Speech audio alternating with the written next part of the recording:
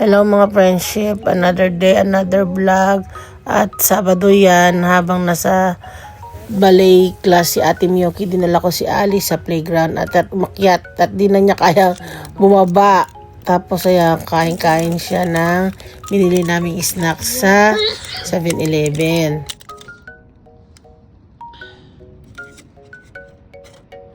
Oishi?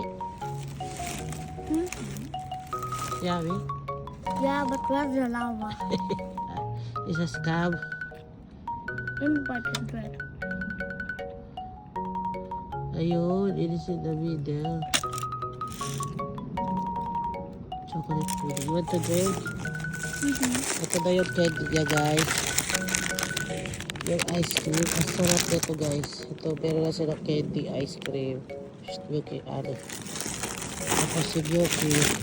Fresh I'm thirsty. yogurt. Yun. Dito kami sa playground, guys, eh. Open.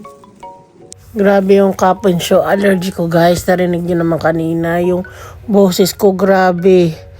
Ang sakit-sakit talaga sa mata. Tapos ito, bumili si Papa ng mangga at bagoong. Ang laki niyang mangga. Matamis na maasim siya. At bumili din siya ng balot. Tapos ito si Ali. Ayan o. Pinakuha niya sa akin yung sisiyo. Diring-diri siya. Ayan naman mga siya sa sisiyo, guys. Ayan naman mga siya sa sisiyo. Sana gusto daw niyang buhayin. Gawin daw niya pet. Ayan o. Pinakuha niya yung sisiyo. Gusto ko yung balot kasi maliit lang yung sisiyo. Yung iba kasing balot, yung malaki na, hindi mo makakain kasi ano na siya, sisiyo na talaga na buhay. Ayoko noon. Ayan, ganito yung mga gusto kong balot. Yung maliit lang talaga yung sisiyo niya. Tapos ayan, nagpa-practice sa si Ali, magsulat ng pangalan niya. At ano, drawing siya. Excited na siya mag grade 1, guys.